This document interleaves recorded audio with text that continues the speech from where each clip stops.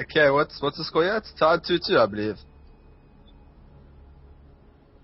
Okay, cool. So it's 2-2. Okay! It's David and Goliath time. Pandatank is Goliath, TigerLilee is David, but with boobs. This is quite an underdog matchup. Pandatank, probably one of the best, well, definitely one of the best players in South Africa.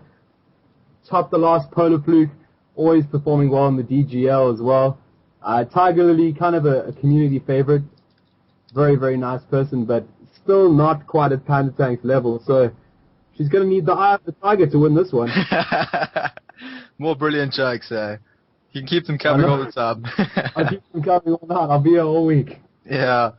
Would we play Teldorum? Okay. I don't. To be honest, I think this map favors Protoss to an extent, just because it makes it so much easier to get that like quick expo and that third base up.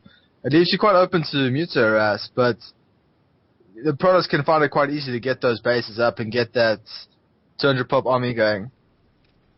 I think if you look especially at this particular matchup, we have cross positions here. This is a very, very wide open map.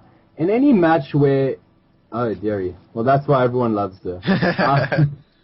In any match where, how do you even make hearts in StarCraft 2? I'm thrown. Okay, so in any match where there's one player who admittedly has superior mechanics, is more experienced in the game, the macro game is going to favor that player. Definitely. So we see cross positions on a huge match.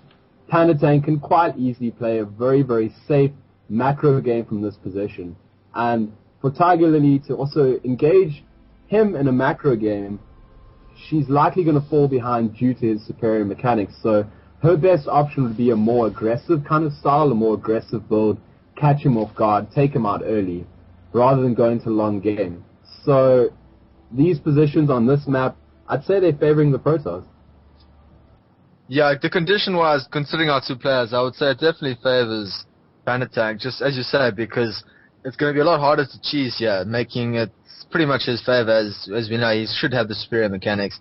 We do see he is going for quite a forward wall-off, Forge first, so it looks like it's going to be a quick expo from him. TigerLilee going for gas first, so we'll see what she has in mind. No pull yet for her. Up 2-2, I believe. Yeah, TigerLilee is going for the gas first, so she's probably going to do a speedling expand where you get speed for your Zerglings first, you start the speed first before you go for your expansion. It's a very kind of safe build. It doesn't allow them to cannon your expo or anything like that. Lets you defend any early pressure from your expansion. So it's a good build. It's one I use myself quite often as well.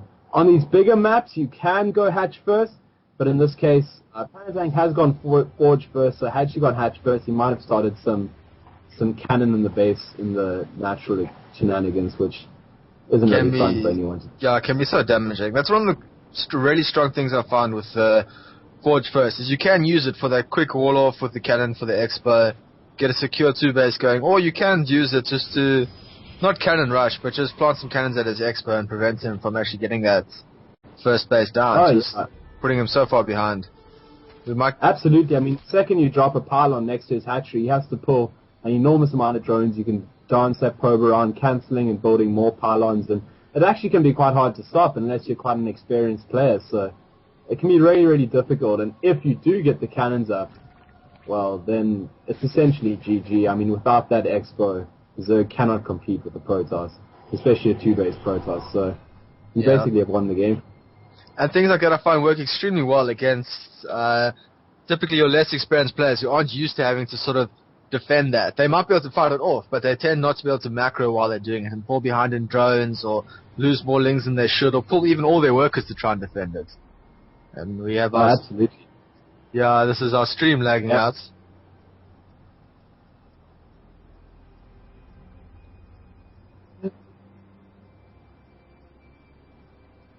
Oh, wait. It's back. False alarm. Yeah. Get off the forums. It's okay. You know, the Ling scouts moving out? Yep, Ling's moving across the map. That's good. You always want to keep Lings on power, see what's going on. Zerg's major advantage in the beginning is just a little bit of vision and map control and stuff like that with such cost-efficient scouts.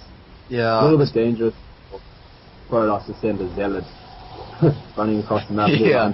Not exactly the fastest of units, yeah. You've got a complete wall off there, I believe, so you'll be quite secure from any lings. And interestingly, TigerLilee has not taken the expansion, and she's built a Baneling nest, so we are going to see some cheese. She's going to go for a Baneling bust. The speed has just finished. Yeah, unfortunately, Pandatank has gone for 2 cannons, which makes this a little bit more difficult. I'd like to see her get speed. Wait, she does have the speed. Already. So actually, this could work pretty well. She's going to have to target that pylon, and then she'll be able to take out that cannon as well. And then go for... Oh, but Pandatank... Wow. 6th Sense here. He's building a 3rd cannon, so he knows something is up. Yes. 4 cannons, Pandatank. So this is really, really bad. I think her best chance would be to take out the pylon and that first cannon, then maybe just try sprint into the natural. But even so, she's going to be on 1 base, and I don't see this working out. Yeah. I don't think it'll be that effective, to be honest, but this is a decent sort of idea where, as we said before, if you think you are outclassed, you've got a much better chance of taking them with some sort of early aggression cheese, maybe catch them off guard, get a lot of damage in early, maybe not finish them off, but do enough economic damage that you can fall back and maybe expo yourself. We did see TigerLilee playing in a earlier game versus a Terran opponent where she did the similar sort of thing with the 1-base Baneling Bust and then expoing a couple times behind it once she'd done some damage. That was against a player of not, I would say, Pandatanks caliber, so we'll see how he manages to hold it. Yeah, I mean, I really do like the idea. I can't fault the build. Unfortunately for her, he's extremely well prepared for this. I think maybe he feels like his major chance to lose this game is pretty much something like this. So she's going for the gateway, which I don't agree with at all. Definitely not. She breaks free, but brilliant block with the Stalkers. Oh, those cannons are doing so much damage. This is essentially shut down. Yeah. Great control there by the Stalkers to keep that wall in. Yeah, and Pandatank building a ton of cannons. He knows if he just holds this off, that's game for him. So he's not going to take any risks. He's not going to get greedy. He's going to build everything he needs. We see him dropping more gateways in his main. So I think there's 2 more. So that takes him to a total of 5 gates and a 4. So we could this very popular timing. Yeah, the gateway +1 timing attack. Especially with her on 1 base. She's still streaming lings in, a couple of banelings there. The gateway has not been replaced, but with that many cannons, I mean 6 plus a couple of stalkers and now sentries, just a force field, I don't see this going anywhere. And she's bringing the drones. So wow. This is completely... And he's not going to need those 5 gates, because if this doesn't work, she's going to leave the game. She's bringing every drone with her for a last hurrah. Yeah. Desperate attempt, but with those force fields... Slingshot, yeah. Is it going to work? Yeah, it's a desperate attempt, but I think with the force fields, I mean, he just has to drop 1, maybe 2 if he doesn't position it properly. And she's going to be stuck outside just eating cannon shots the whole time. And they're the Stalkers. He's not coming. He has 3 force fields, 6 cannons. Unfortunately, he's doomed to fail. And the lings are going in. The drones get cut off. Perfect force field. And typical with the AR, they just arb around outside running in circles instead of actually attacking anything else. So they took huge losses there for nothing. I think that's the preparatory GG coming.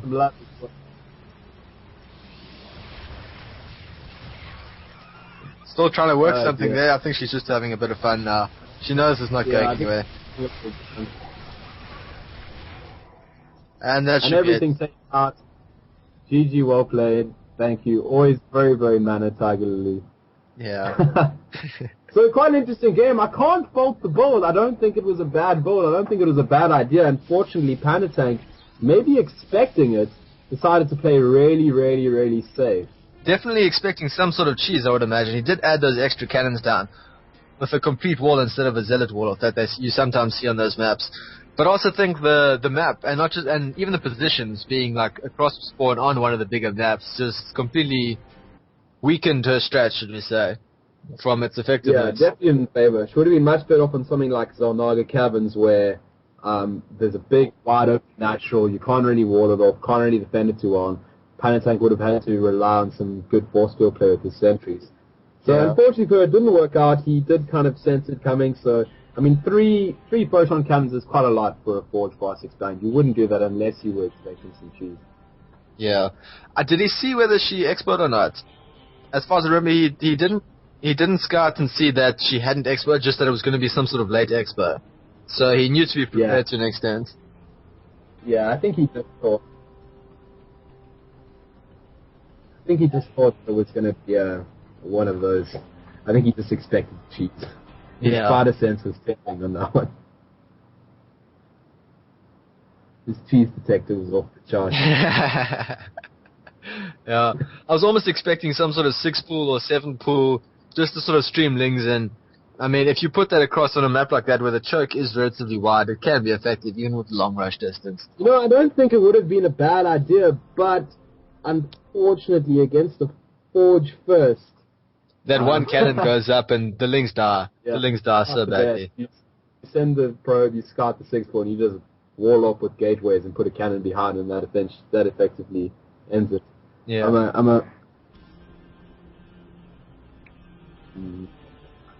No, neither of us have the stream up, I don't believe.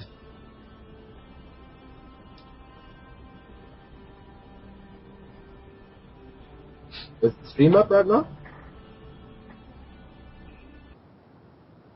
From what I can see, it seems to be frozen somewhere. But, yeah. Anyway, next coming up, we should have, I believe, Alcadu coming in to try and take on Pandatank. That'll probably be a PvP, assuming he doesn't play some sort of off-race, but we'll see how that goes. I'm not sure on the map yet. We'll have to find out on that in about 5 minutes or so when it carries on.